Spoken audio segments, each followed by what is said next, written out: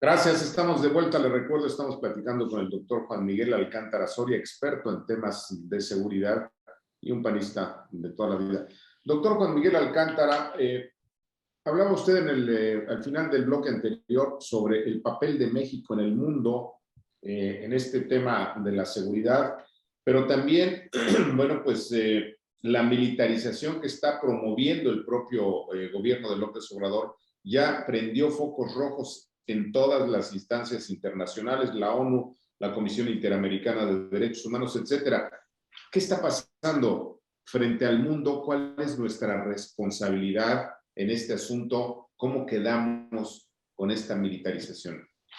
En primer lugar, ha ido creciendo la conciencia del respeto a los derechos humanos en el mundo y a irse consolidando mecanismos para hacer efectivo que los gobiernos no abusen del poder para violar los derechos humanos. Y esta conciencia generalizada en el género humano ha llevado a construir instituciones, como ya mencionaste, la Corte Interamericana de Derechos Humanos, en el caso de América, que tiene un seguimiento puntual a las políticas públicas de los gobiernos del continente en materia de militarización.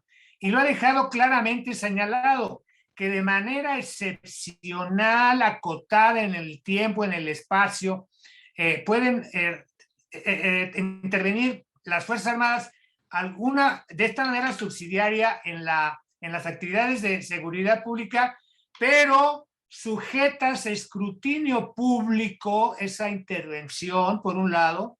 Segundo, que los elementos de fuerzas públicas que participen temporalmente en actividades de seguridad pública se sometan a los tribunales civiles. En el caso de violar derechos humanos, que no opere el fuero militar, por ejemplo, y que se rindan cuentas de los recursos y de las actividades y de los resultados a las autoridades civiles, porque tienen que estar también bajo mando civil estas Fuerzas Armadas en tareas de seguridad. Bueno, todo esto que ha exigido la Corte Interamericana de Derechos Humanos no se está cumpliendo como se está ahora planteando la militarización en México.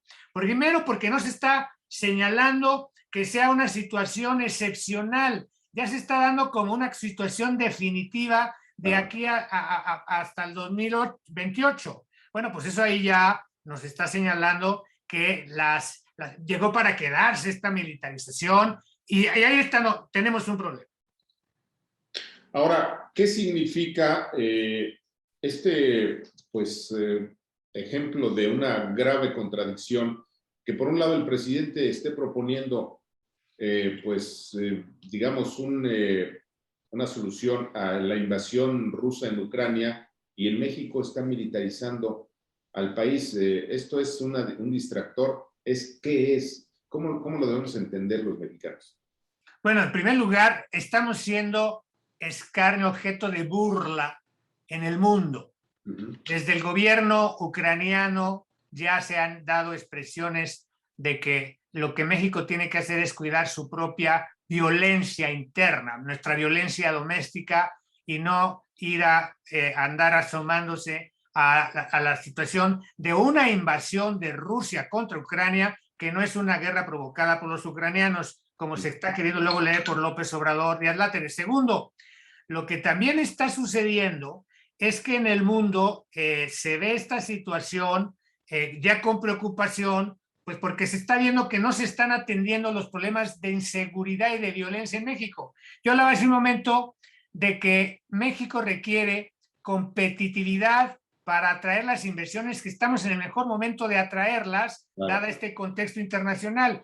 Pero la competitividad supone Estado de Derecho, seguridad, cumplimiento a los contratos, y eso no lo estamos haciendo y por eso estamos perdiendo oportunidades y recursos muy valiosos.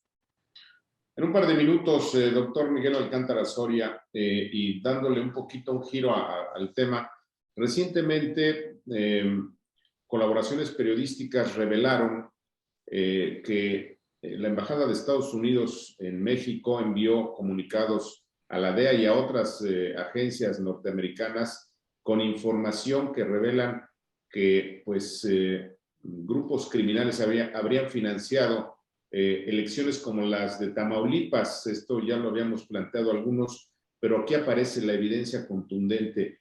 Esto suma a este esquema del gobierno en donde parece que hay una alianza con el crimen organizado y que incluso ya hay gobiernos estatales en manos de los criminales. ¿Qué opina? ¿Cuál es su punto de vista?